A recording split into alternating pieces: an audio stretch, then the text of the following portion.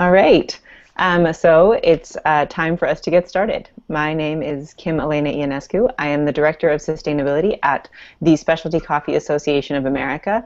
Thank you guys all for being here for this live webinar today. I think this might be our first of these. Certainly it's the first one on sustainability, but it's not going to be the last. So look for future topics. Today we're here with Mickey McLeod from Salt Spring Coffee Roasters and Josh Caplan from ClimateSmart to talk about carbon footprinting, specifically in the context of coffee and coffee businesses and coffee organizations. And this is a topic that that's been a personal interest of mine for a long time, dating back to some kind of DIY carbon footprint studies that I did some years ago. But one of the reasons I think that this is a good topic for us to explore is that, climate change is this critical issue for everyone. This is a global issue. It's talked about in so many different contexts, but it can be a difficult one, I think, for us to feel personally connected to. But then on the other hand, we hear about the regions of the world that are the most vulnerable and the sorts of livelihoods that are going to be the most affected, and coffee producers are often on that list, because of where they grow coffee, the regions where coffee is produced, and because many of these farmers are small in scale, and it's going to be challenging for them to adapt. So we are pursuing these strategies of climate-smart agriculture and adaptation, and these are all critical to ensuring the future of coffee. But here, then on the consuming side, there are also actions that we can take and activities we can engage in, because climate change is this many-headed beast. There are so many different ways to address it. And so although the challenges are enormous, we have opportunities in many different ways in many different stages of the coffee value chain. So I today will be talking to Mickey and Josh about one way to approach that, which is through the carbon or greenhouse gas footprinting process. I hope that you guys will listen and then write down some questions, because after Josh and Mickey finish their presentations, I'll have some questions that I will ask, but we'll also be open to taking questions from any of you who are watching. And in order to ask a question, you should do that through a hashtag on Twitter. The hashtag is #MakeCoffeeBetter, all one word, #MakeCoffeeBetter. Or you can tweet at Specialty Coffee, and we'll get your questions. So, without further ado, I think that's all the housekeeping that I have to go through, all the rules and introductions. I will introduce Josh and Mickey. If you guys want to each say, one or two sentences about yourself, and then I'll let Josh present. Yeah, thanks, Kim. Yes, Mickey McLeod here, Salt Spring Coffee co-founder, CEO. We've been at this game for almost 20 years now, and did some pretty deep diving into carbon and coffee early on. We'll get into it a little bit later, but that's just we've got some good history behind us, and it's great to be pairing with ClimateSmart that help us do our tracking. Over to you. Thanks, Mickey. So my name is Josh Caplan, and I'm a client advisor with ClimateSmart, and I have a background originally in environmental management, and then moved into more of the sustainability field. I have an MBA in sustainable business from the Bainbridge Graduate Institute, and and I've been working with ClimateSmart for the last couple of years, helping them work with small and medium-sized businesses to measure their greenhouse gas emissions and find ways to reduce. All right, cool. Well, Josh, if you just want to roll right into your presentation from there, we'll start off just learning a little bit about what ClimateSmart does, and how coffee and coffee businesses fit into their experience. Great. So I will attempt to share my screen here.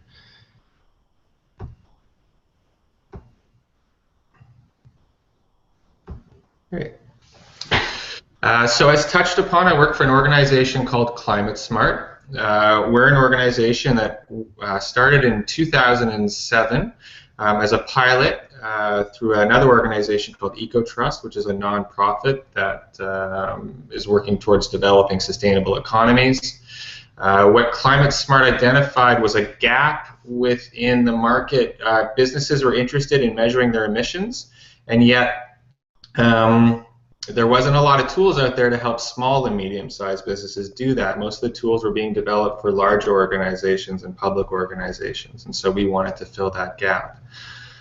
And so what we do is we help businesses measure their emissions, we help them develop strategies to reduce their emissions, and then we help them figure out how to communicate the work they're doing around greenhouse gas management in order to communicate that out to both their external stakeholders as well as their staff and employees.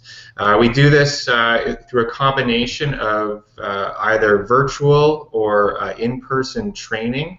The virtual training typically takes place on a one-on-one basis, and the in-person training runs on a cohort model. And we provide instructions on how to basically account for an organization's corporate greenhouse gas emissions. We do this in alignment with the Greenhouse Gas Protocol, which is the best practice for measuring emissions. And then we, once an organization has developed their carbon footprint, we work with them in order to develop a list of strategies to help reduce those emissions. And then the other part of the training also focuses again on communication as well as on the world of offsets and renewable energy credits. In order to support this process, we have an online calculator that basically allows you to plug in your resource consumption, like your electricity or your natural gas use or your fuel use, and convert that into carbon dioxide units, where the typical unit is a ton of carbon dioxide equivalent. And then you also have access to me as a client advisor to both help with that measurement phase as well as develop strategies for reduction. So once you go through the process of both measuring your emissions and developing a carbon footprint, as well as developing a list of reduction strategies to pursue in the short and medium term, we ClimateSmart certify you. And basically that gives you an opportunity to communicate out to your stakeholders that you're committed to addressing climate change, and you're doing so in a very proactive manner. And we hope organizations will do this, on a regular basis, ideally on an annual basis, and that way they can compare their emissions from one year to the next and look how those strategies impacted their businesses. So we've, as mentioned, we started in 2007. We worked with over 800 small and medium-sized enterprises, and over that period, we've measured over 1.4 million tons of carbon dioxide. We work with all industries and sectors. Obviously, we work with coffee roasters and distributors. We also work with other food preparation and manufacturing, such as Nature's Path. We work with nonprofits. Hey Josh, I'm going to interrupt you for a second because your slideshow isn't advancing. Can you go into slideshow mode? I thought that you just had a really long introduction. Oh no!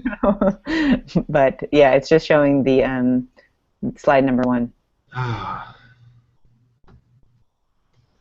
Okay. All right, let's try something else.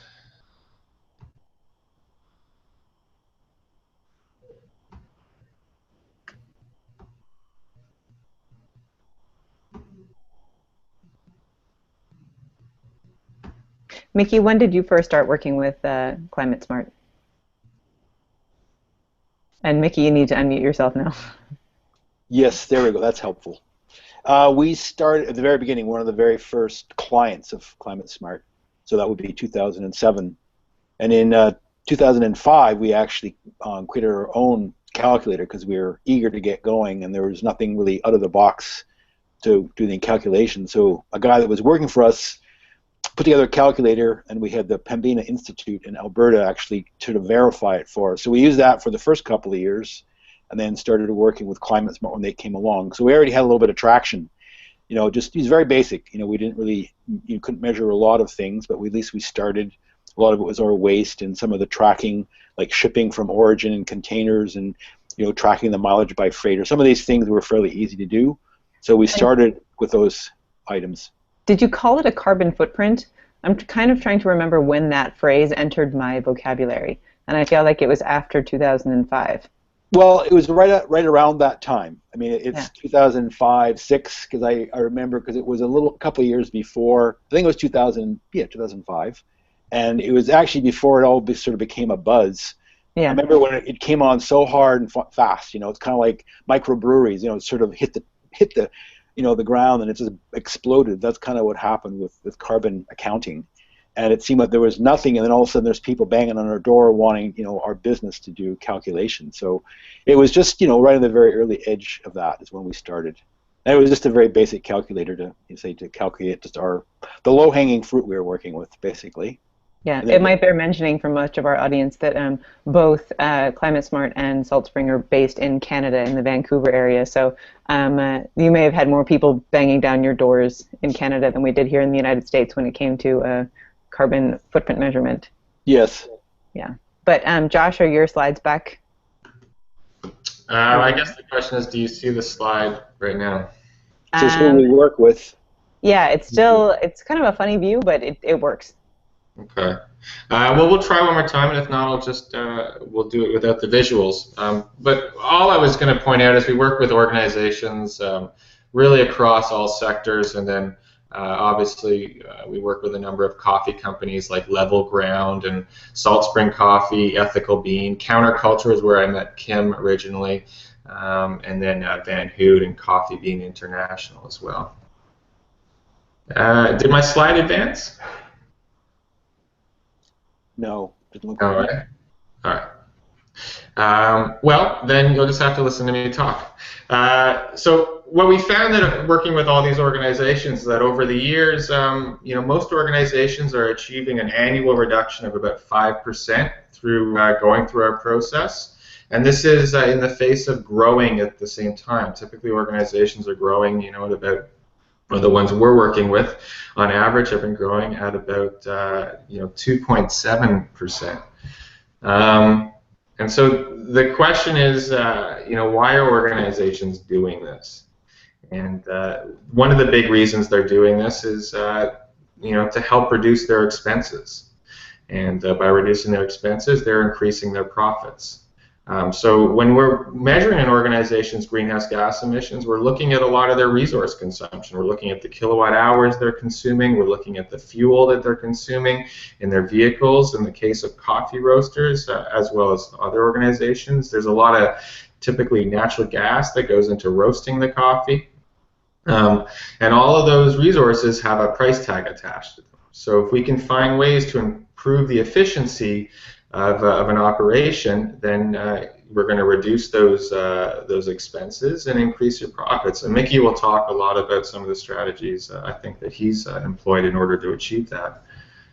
The other reason is brand lift. So a lot of organizations are looking to differentiate themselves. Coffee companies are looking to differentiate themselves. And they may find that their customers are attracted to a company that is demonstrating, an effort towards sustainability. And so, talking previously about bottom line benefits, now we're looking more at top line benefits, potentials for increased revenue. And then other reasons why people are measuring their greenhouse gas emissions, why coffee companies are measuring their greenhouse gas emissions. Primarily, it may just align with the value of the founders, and Mickey will probably talk to that as well. Just having come into an organization looking at coffee and really feeling like issues around sustainability and climate change is something that's important to them, and they want to make sure that they're doing their part as a business. Other issues that are often coming up, there's a lot of data out there to suggest that employees, a lot of new employees entering the market, are looking for companies that have a strong sort of social value attached to the organization. And so a lot of stronger employees, stronger applicants are being drawn towards companies that are addressing issues like climate change, and employees are sticking around longer, so you get better employee attention. And then the third one is procurement. There's a number of organizations that are asking their vendors to demonstrate their commitment towards sustainability. And we have an organization that sells their products to Walmart, and in order to do so, they have to fill out the Carbon Disclosure Project questionnaire and demonstrate that they're making, they have initiatives in place. So it can help with the procurement process as well. So what are companies doing to reduce their emissions? You know, again, talking about process improvements, you know, the biggest, or one of the biggest consumers or producers of greenhouse gases for a coffee company is going to be the roasting of their beans. So companies like Salt Spring, you know, have done a lot of work to figure out how to improve the efficiency of that roasting in order to reduce the amount of natural gas that's required to roast those beans. Another company we work with, Ethical Bean, bought a high-efficiency roaster that doesn't require an afterburner. And you know, they're experimenting with a new technology that significantly reduced their emissions as well, while also not you know, hindering their capacity to produce you know, the volume of beans that they need. Other things that people are looking at is heat capture. A ton of heat gets lost in the stack when you're roasting beans, and so looking at opportunities to capture that heat and reuse it and recycle it, either for heating your building, you know, or you know, other uses for it as well.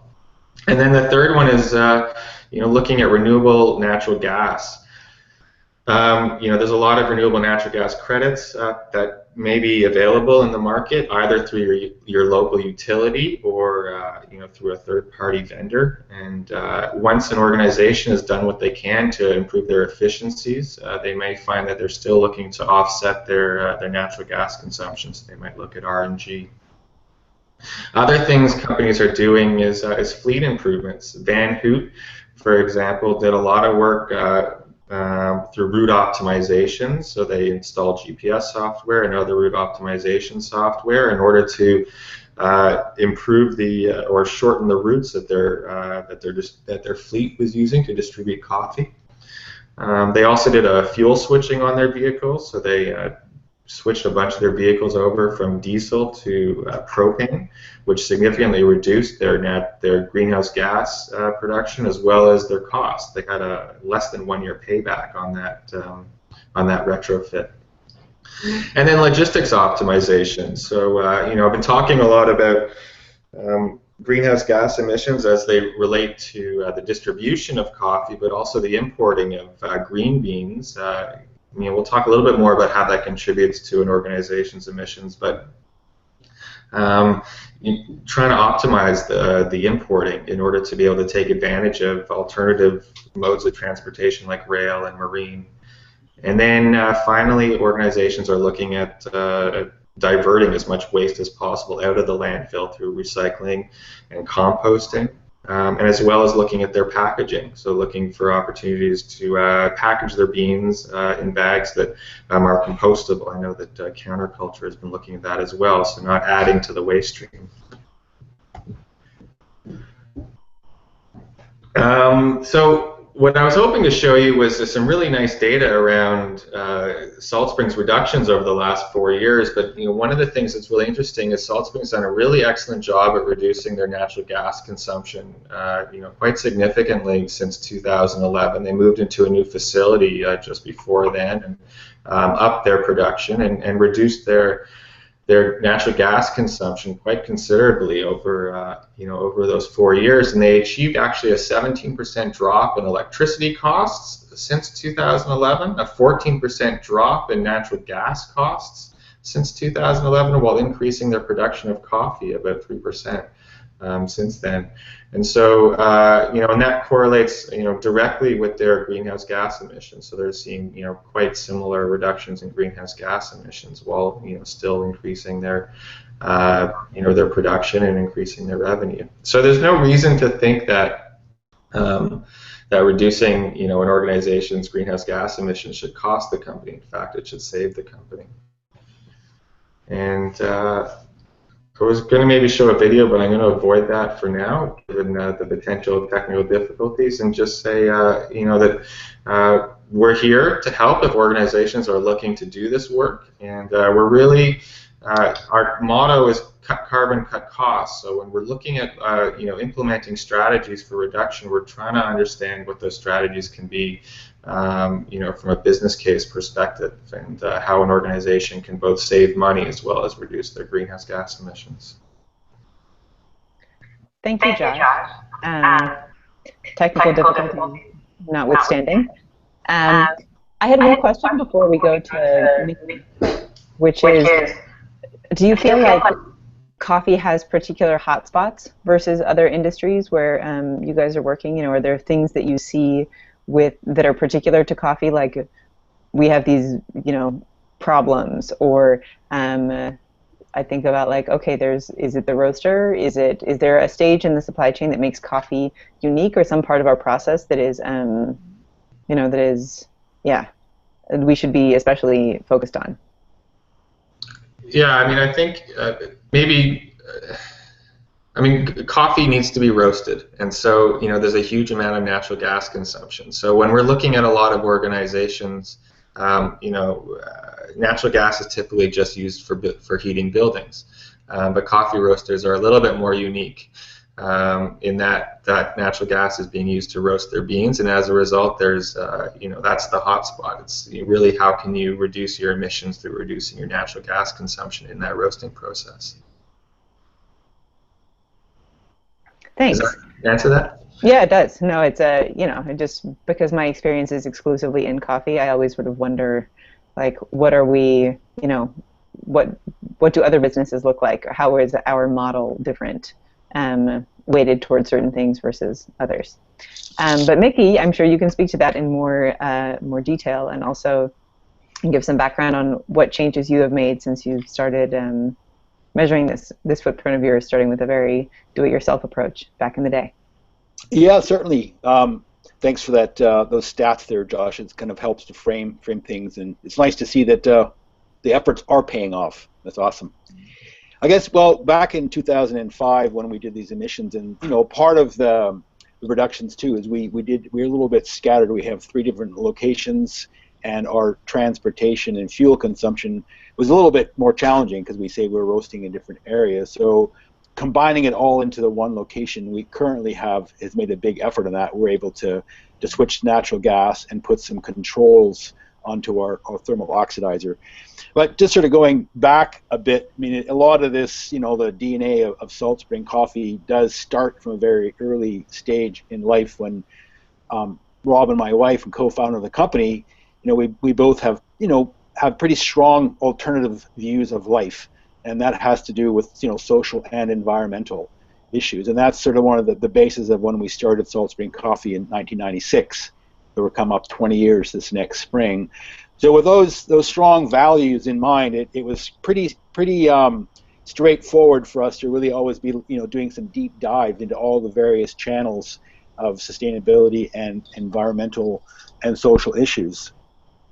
So always, being very curious, from our personal lives about, being very careful with water consumption, garbage reduction, recycling, composting, all those things. We had those practices in our personal life, so that sort of made up the basis for the company, Salt Spring Coffee, early on.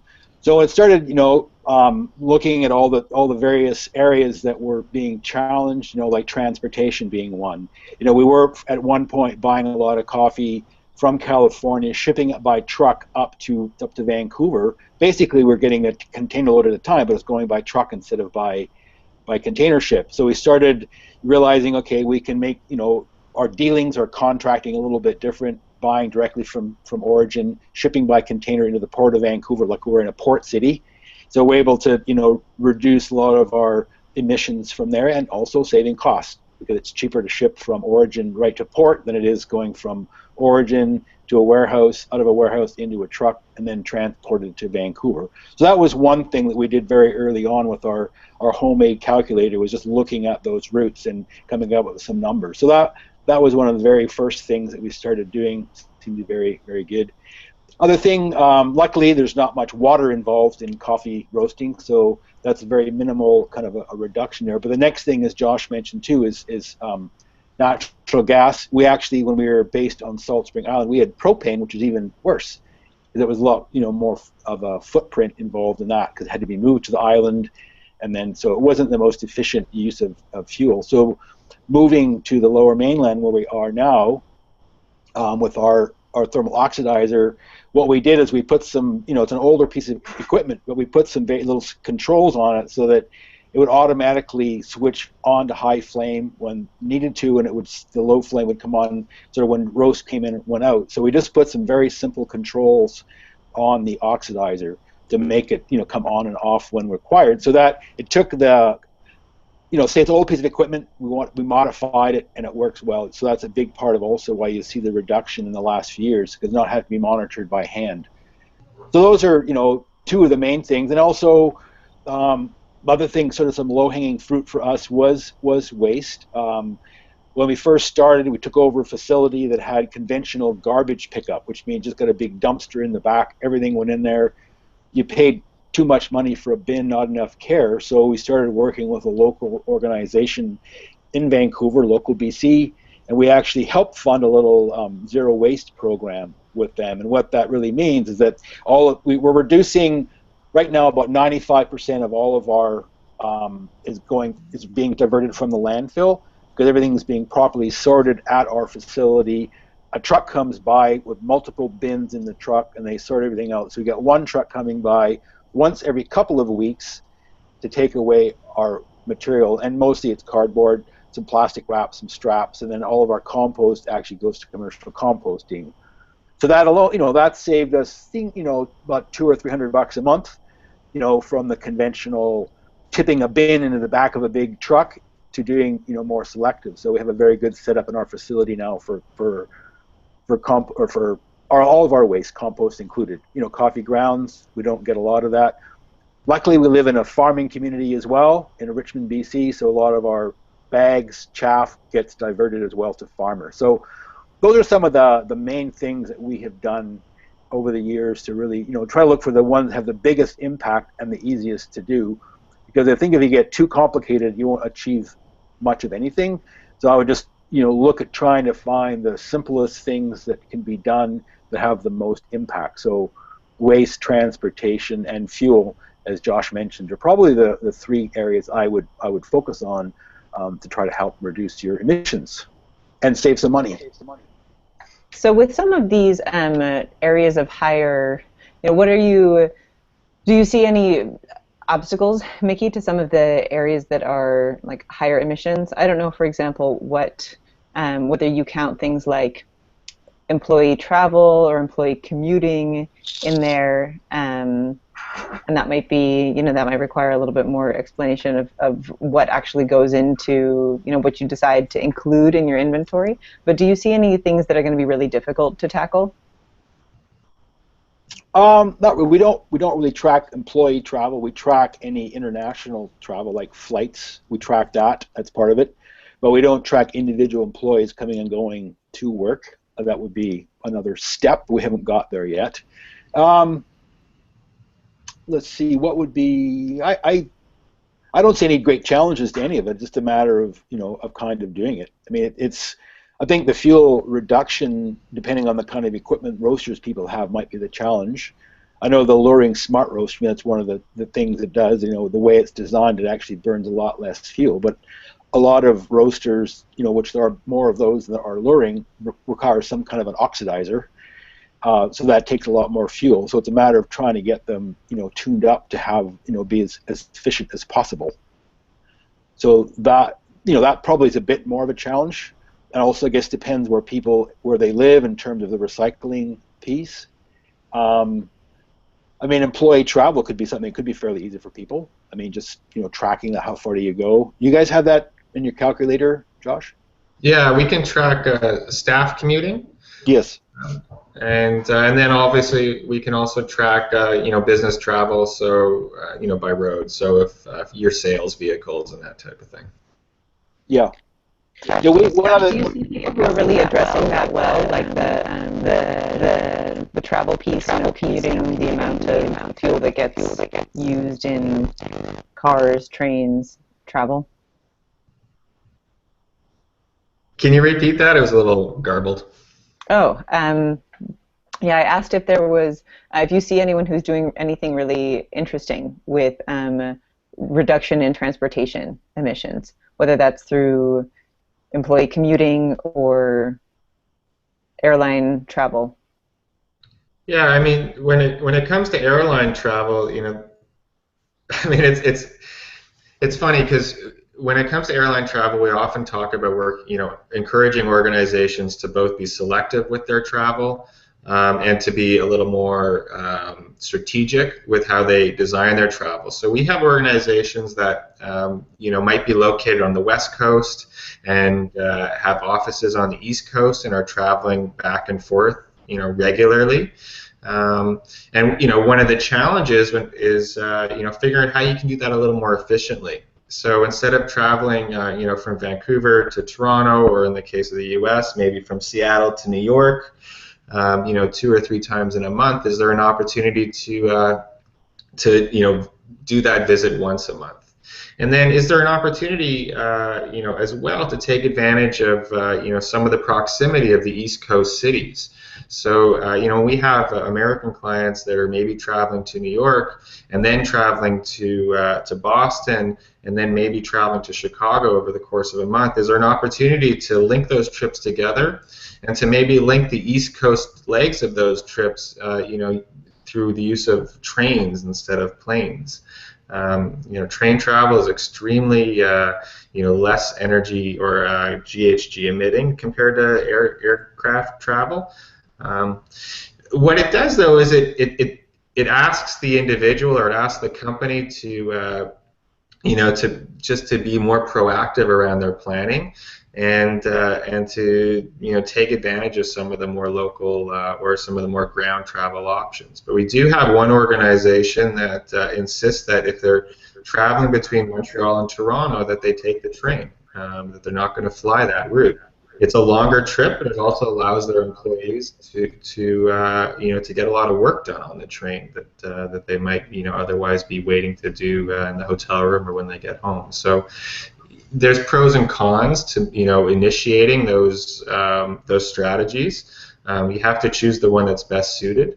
But I think with a little bit more planning, you can save a lot of money as well. I mean, way cheaper to connect all of your East Coast trips in one lump trip than doing that 3 or 4 times over the course of a month. Yeah. So I jumped right into my questions, and I should have reminded people that they can tweet at us at #MakeCoffeeBetter or at Specialty Coffee, and we'll answer your questions also. But meanwhile, because I have Make Coffee Better up and I don't see a question yet that I'm ignoring, I'm going to ask another one, which is inspired by what you just said about a company making policy, Josh. Do you think that that is something that, that you would encourage a company to do, is to set policy as opposed to when it comes to really wanting to drive some of these numbers down? Is it enough to say, we're committed to reducing our greenhouse gases, or does it involve someone at the top making policy and that trickling down? And as Mickey was talking, I was thinking about this too, the power of what he said were his values from the beginning. Like, how much of this is motivated by money savings, and how much of this is about a company sort of committing and making policy around that drives organizational behavior? Yeah, I mean, I think from a management perspective, you don't want to be too draconian when you're dealing with this stuff. So I think encouraging your staff to contribute as much as possible to the development of call them policies or agreements, I think is a good idea. One of the things that we do find is that oftentimes there isn't great communication internally around this work. An organization like Salt Spring, I mean, when I heard about Salt Spring long before I started working with them, I mean, they were, sort of the fair trade sustainable coffee company. And that was the culture and the brand that they had developed. And so I would suspect that talking about strategies for greenhouse gas emissions are, not that hard to have those conversations within the organization because they have a strong culture and brand built around that. Having said that, we work with a lot of companies that may or may not develop a culture like that, or that culture may be not as openly discussed. And so when I'm working with organizations to help them do this work, in order for this work to really take hold within an organization, I encourage the people that I'm working with to ensure that they're communicating out the work, and that they're engaging the staff, and that it doesn't become a really siloed project. It's going to be, the financial benefits of greenhouse gas reduction are there, but there's still, people still struggle to see that connection between emission reduction and finances, and having, and not everything is a money saver, frankly.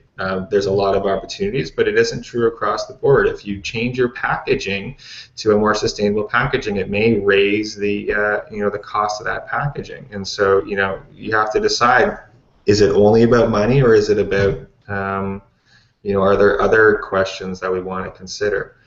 And I think the only way that initiatives are going to really take hold is to make sure that the work that's being done is communicated well within the organization, and that people are being encouraged to participate in the decision making around that.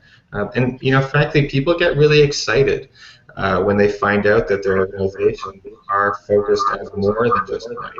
I think that's true across the board. Yeah. Yeah, so that brought me to a question for Nikki, which is, how do you communicate this? And do you ever feel like you're greenwashing? Or you worried that it's going to sound like that if you talk about it too much? Because I see that this is an issue that we struggle with a lot. There's a balance of how much to communicate so that people know what's going on, and can get excited about it, but then on the other hand, not oversaturating or not over-promoting. How do you balance that? Well, we've more recently just, this is kind of how we do business, and don't want to really be waving that flag too much, because it can be kind of worn out, because there are so many other companies getting involved, which is actually a good thing, that more people are aware of it. Just organic food or natural food or healthy food in general is becoming more aware, and so I think there's a certain amount of pressure that's been put on to make the awareness there, but we don't want to be continue to push too hard. It's more like, this is how we do business.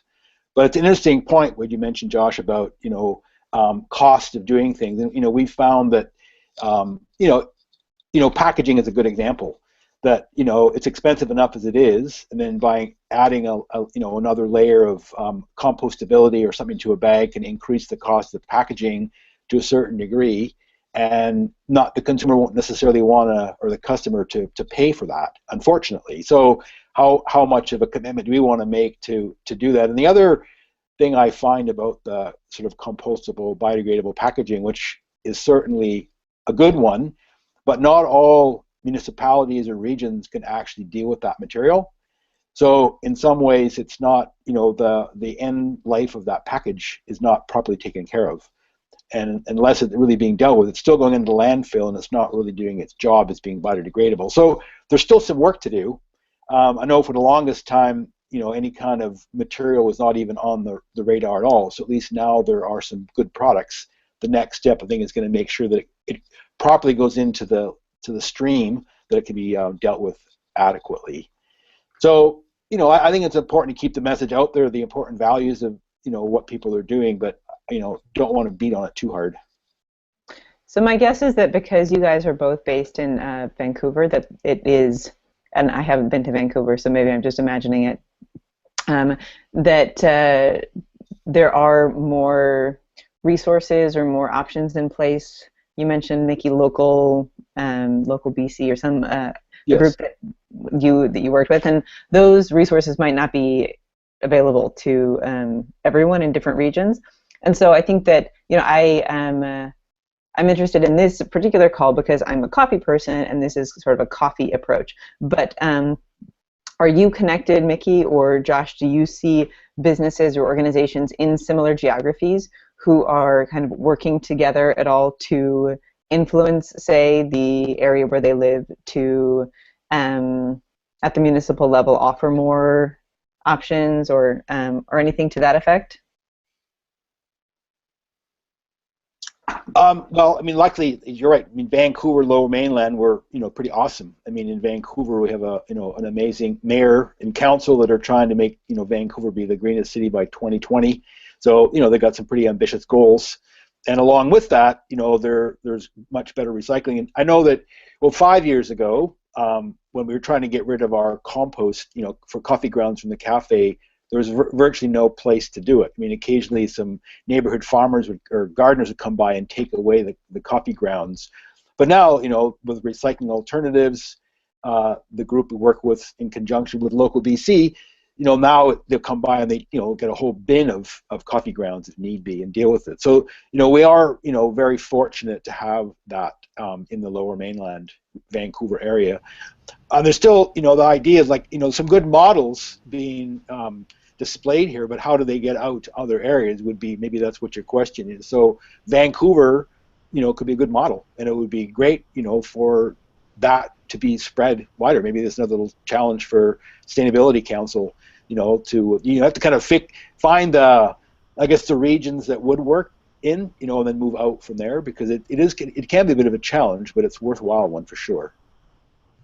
Yeah, I mean, I guess to add to that, Vancouver, set this goal of being the greenest city by 2020, I think. Yeah. And as a result, there's a lot of resources going into meeting that objective. And for example, the Vancouver Economic Commission, has really shifted their focus around helping to support and grow the green economy here.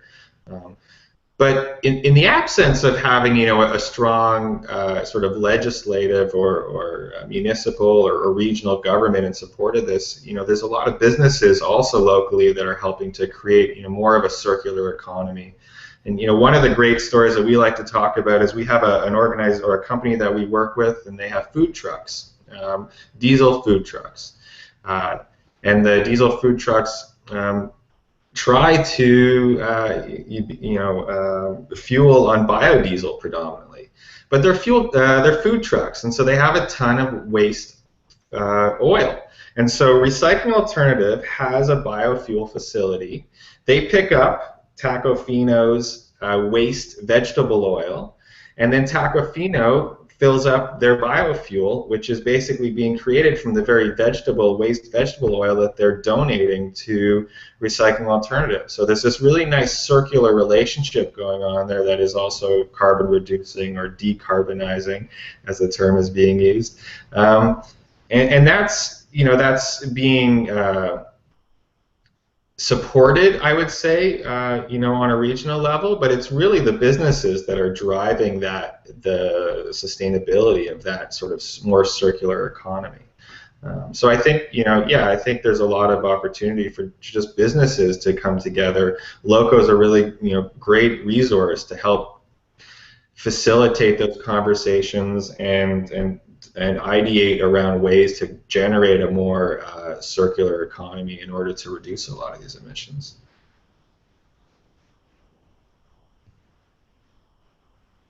So it seems like there's sort of a back and forth.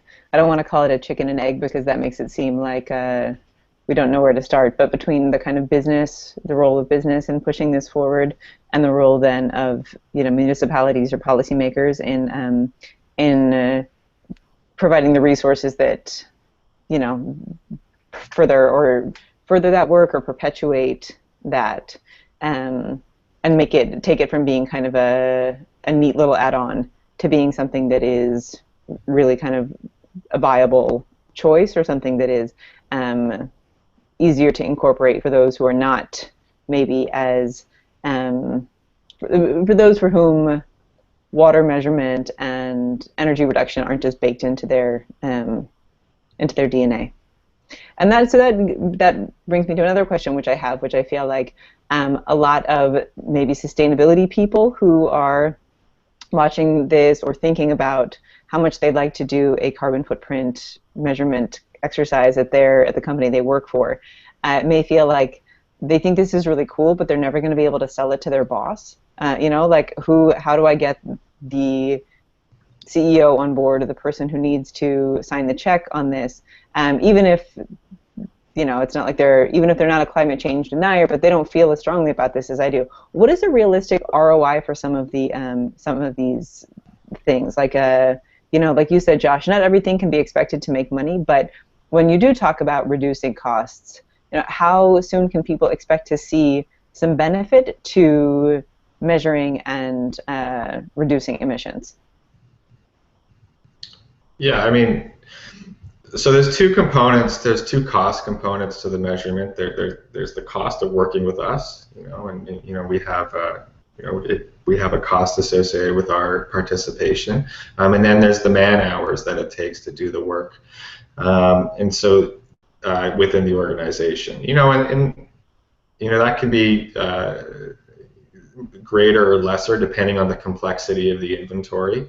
I think the ROI is very high. I think the payback is very high. And typically, when we're starting out with an organization, we tend to focus maybe a little bit more on behavior change opportunities. So there's no capital cost in behavior change opportunities. Getting organizations to install really low-tech technologies. Whether or not that's just making sure that they're turning off lights or having occupancy sensors,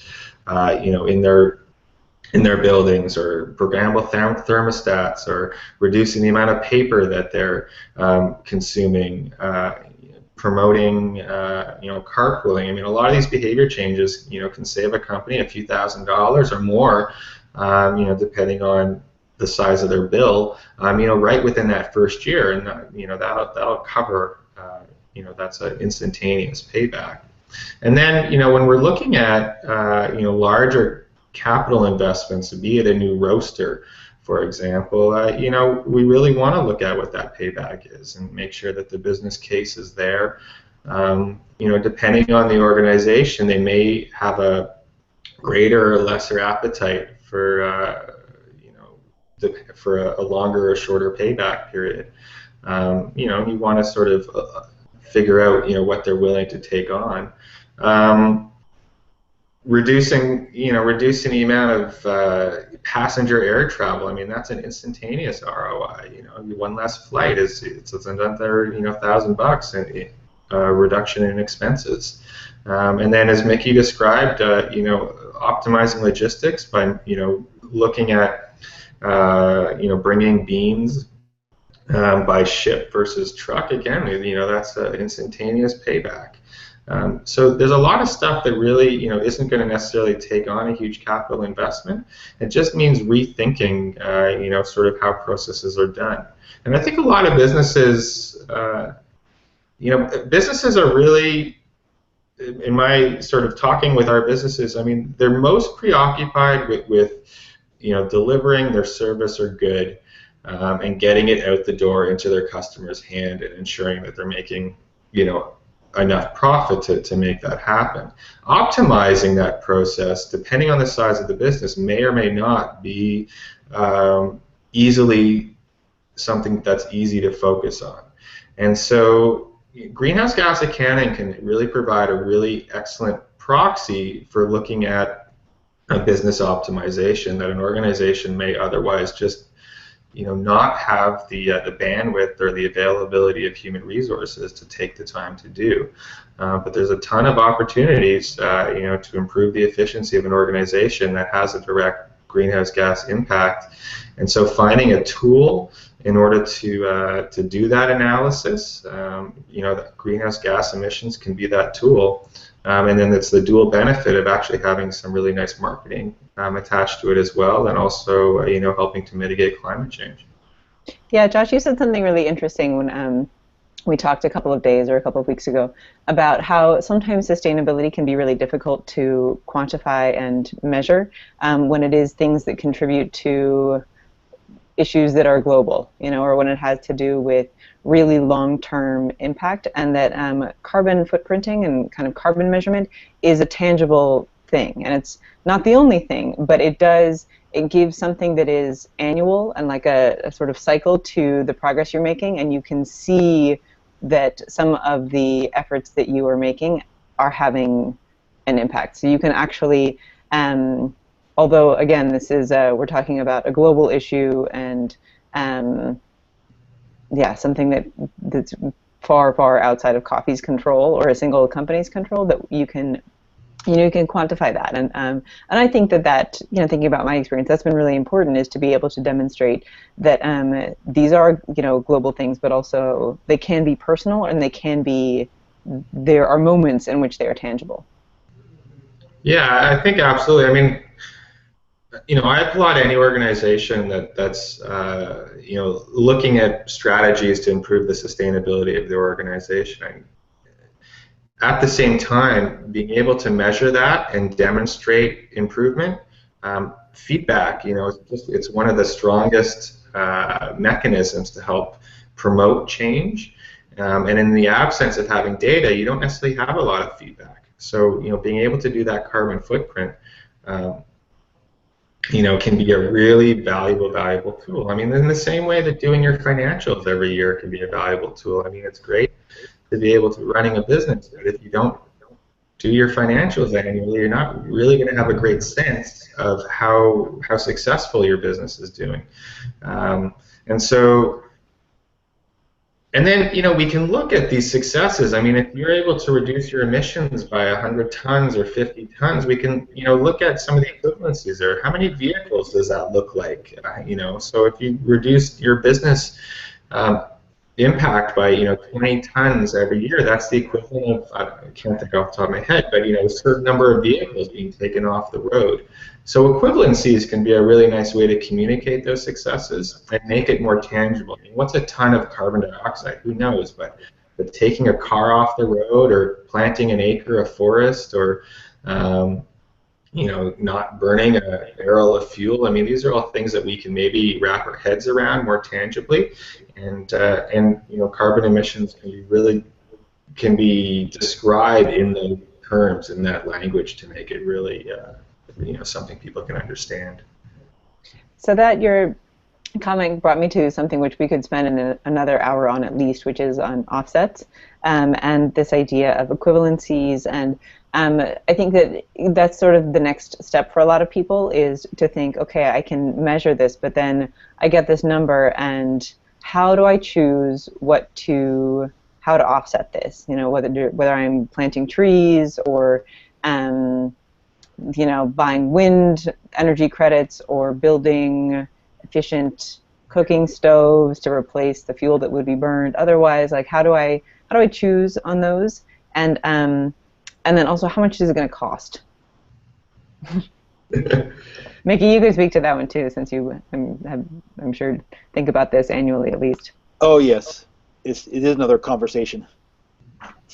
But it's true. It's one of the things that we have done offsetting for various organizations over the years, but realizing that I think what I'd prefer to do, which we're slowly getting at, is working with Origin, having a direct tie from the supply chain, like keep it in our supply chain, because although it seems to put a wind tower up in Alberta or Wisconsin or wherever it might be, it's good overall, but it doesn't have as tight of an impact in our supply chain.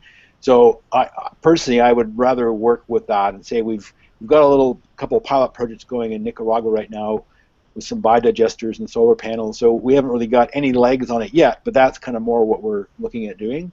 That seems to me to make way more sense than getting involved in an organization or a project that doesn't have a direct correlation to coffee.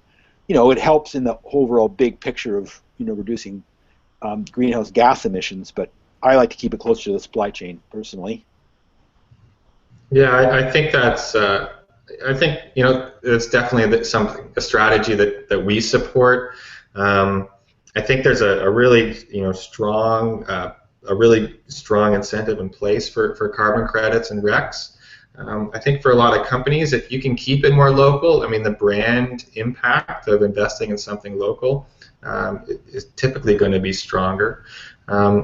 Primarily, the first thing we always like to focus on is make sure that you're doing what you can within your organization to reduce your emissions. And once you kind of hit that point, you can look at other ways of giving back, and that might be investing in your supply chain. Walmart has this great example where they were basically helping their supply chain implement a whole bunch of emission reduction strategies.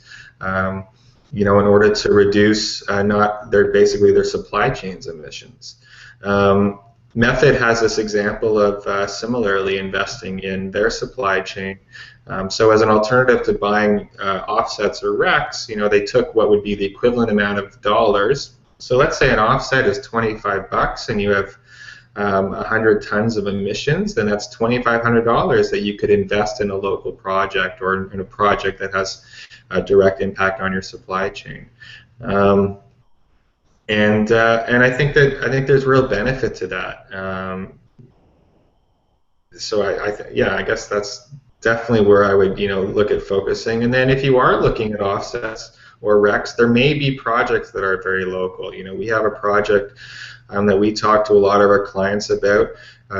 It's an offset project, but it's an offset project, right just, in the Whistler region, which is an area that's quite close to Vancouver and quite close to the customers that are buying, a lot of the products that these companies are producing. And so it makes a lot of sense to invest in an offset project that has such a local impact. So, it's another consideration for sure. All right, well, time is short. Do either of you have any parting thoughts for the coffee world at large? Well, it's a big world. It's a small world. It is. It's both simultaneously. Yeah. There's a big issue and a personal issue at the same time. Yeah. Well, I guess I would just like to encourage everybody to do what you can. Start with small. Small successes are going to make you want to do bigger ones. Look for the low-hanging fruit, waste reduction, fuel, the things that have the biggest impact. The comments I made, I would just encourage people to stay in that realm until you can get connected. Working with ClimateSmart obviously is good because they have the tools to make it easier to move forward. So that would be my parting words. Yeah, thanks a lot, Mickey. Thanks for the support. I mean, in Canada, we got this new Prime Minister who's recently named the Minister of Environment. Now it's called the Minister of Environment and Climate Change. So we're really encouraging for those of us working in carbon around what's happening in Canada. And similarly, you've got the Pope talking about climate change. You got Obama, who just denied the development of the Keystone Project. There's a lot of talk right now that, from a climate change perspective, we're looking at a tipping point here. And so, as an organization, as a business, I would encourage businesses to really think about where they want to be as, more and more focus on climate change issues, become sort of really more mainstream. And it doesn't cost money to reduce your emissions. You're going to save money, and you're also going to be at least riding that wave, if not a little bit ahead of the curve. Well, thank you both for this. For anyone who's interested in learning more about either of these organizations, of course, you can find ClimateSmart and Salt Spring Coffee Roasters at their respective websites.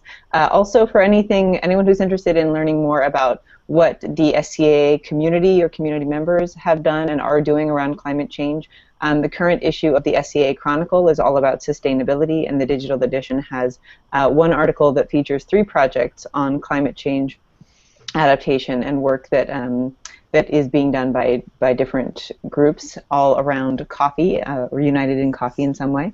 And likewise, these conversations will continue, the webinars on different topics for the next few months, culminating in some ways at the annual expo, which will be in Atlanta, where there will be lectures galore on many of these topics and exploring them in more depth with people who dedicate their lives to it, like you guys. So thank you very much. Thanks to everyone who watched, and yeah, have great days. Keep making coffee better.